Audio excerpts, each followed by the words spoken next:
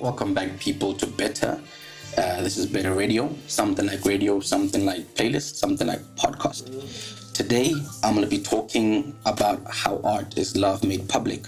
This is a line I got from a show called Sense8, which is a super dope show. If you guys haven't watched it, definitely should. It's essentially like a really dope show about like sci-fi, adventure, and also touches heavily on like social issues. So super dope. Should watch it. It's great. This line was said by a character called Hernando in the show itself, and he was just telling people, I think his friends in the museum, about how like art is love made public.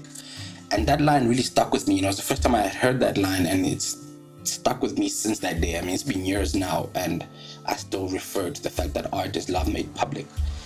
And before we just kind of delve deep into it, I just wanted to like get out the way the traditional notion of what most of us would think art is love made public is, which is essentially just that the relationship between how love informs our art, and then like romantic love informs our art, and then we put that to the world. Art is love made public in that sense. I want to talk about it in a similar sense, but a bit different. And essentially, I'm obviously using myself as an example, as I always do, because I only know what I know. So I think for me, obviously, it's writing. And how it works that in the beginning, when I started writing in high school, I didn't really have any concrete idea of the role that writing would play in my life. So I didn't like formed and, agreed with myself that, yo, dude, you're gonna be a writer, writing what you do. I kind of just did it, like how you'd go out in the day, you'd eat and consume all the food, come back home, and then when I go like drop a douche. That was me with writing. I'd go out there in life, I would experience things, emotions and, experiences, knowledge. I'd come back home and I'd just like have the urge to write and just kind of get rid of it. And that's what it was. But with retrospection now, obviously where I am, I'm able to look back and kind of decipher and create meaning to what was going on. And essentially how it is, not to make it too structured, but it was almost like split into like two phases. With the first phase, I was essentially, I was writing about nonsense. And then slowly, I started leaking certain truths about me, which I wasn't aware of. And most of them were based in the past and the present. And before, I got too deep into writing about that, I found myself writing more about future a bit. And a lot of that material was more about my desires and my fears, which weren't really mutually exclusive. But as I grew older and I matured as a writer and as a person, you started putting the pieces together, of a puzzle that you were creating. And you saw that what writing was teaching me is really making me aware of what happened in my past, or what I think happened in my past, how that kind of developed and affected who I was in the present, and also has still a role to play in who I would become in the future. And how this ties up to the topic of discussion is that you realize that a lot of the things you learn, or I learned as I was writing and I was going through the process of the work, is that these parts were parts of ourselves that we didn't really share with anyone, or I didn't really share with anybody. Not many people knew me in that light.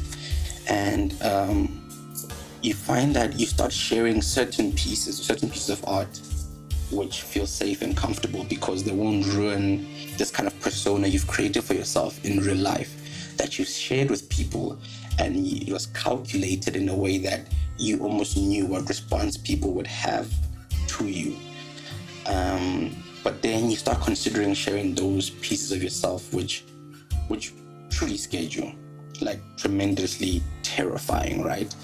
And you start worrying about how, if you start sharing yourself in that light, how will the people in your life start perceiving you, and how will that change, how people judge you and act around you and behave around you. And I think really there's a sort of massive braveness in sharing yourself with your own world, because you may not be happy with who you are or who you find out you are through your art. You may not be happy with your past, with your mentality, with your fears and desires. So how do you go about sharing yourself and sharing all those parts of yourself you're unhappy with people in your life? And I think that's really the first step. And like I said, there's a tremendous amount of courage and braveness that goes into sharing yourself with your own world. But I think that when we do this, right, when we share ourselves in this light, to some degree, and obviously, this is for all the hardcore artists out there who might disagree with me, but to some degree, I believe that art is less about the medium that we share it in and more about the content, right? So if we can build enough courage to share ourselves and share the content of who we are to our own world, to our own community, to our own public, in some sort of way, we are all creating art. Because when you share yourself, there's always some sort of medium, and it may not be, the typical socially accepted and easily digestible medium that most art is shared in, but it's a medium which is kind of specific to the people in your life and the community you've created around you in a way that they can understand. And if we share ourselves with our world, we are creating art to some degree. That's what I believe, so stick with me. And sharing our love with our own world, that's art. And we can all make art if we all took the chance and shared ourselves and shared our love with our world. And I stick with saying the word love because, yes, what we're sharing isn't always love at face value. We could be sharing our fears, our disdains, our hate and anger. We can share our happiness and our softness, our anxieties and traumas, weaknesses and strengths, joy. We share our mentality and our way of thinking. We share our memories and our past. We share our religion, spiritualities, and our dreams. But to share all these things, we have to have a certain amount of love within us and love for ourselves to feel comfortable enough to share that with our world. And moreover, we'd have to have a certain amount of love and comfortability with our world to feel safe enough to share ourselves with them. And in that light, I still say that that's love. Because only if you have love for both yourself and your world could you be able to share yourself to that degree with them.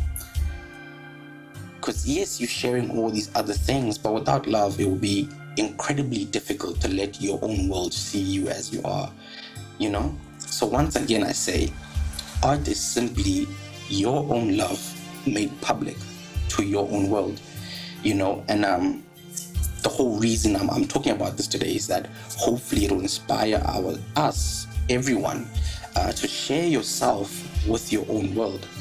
By doing this, by sharing yourself and sharing this love of yourself and of the world, of your own world, you inspire other people to do the same, other people in your life to do the same. And by that process, we can maybe find out that it's not really your own world, but it's our world. And you find out that you aren't alone as much as you thought you were, because that's really what has us all up in our heads. And a few of those puzzle pieces that you try to put together through your work or through your art or through whatever media form that you put yourself together with, a few of those puzzle pieces will come from the world that you share yourself with.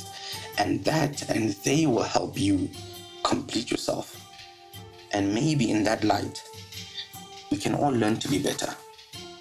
Yeah, thanks.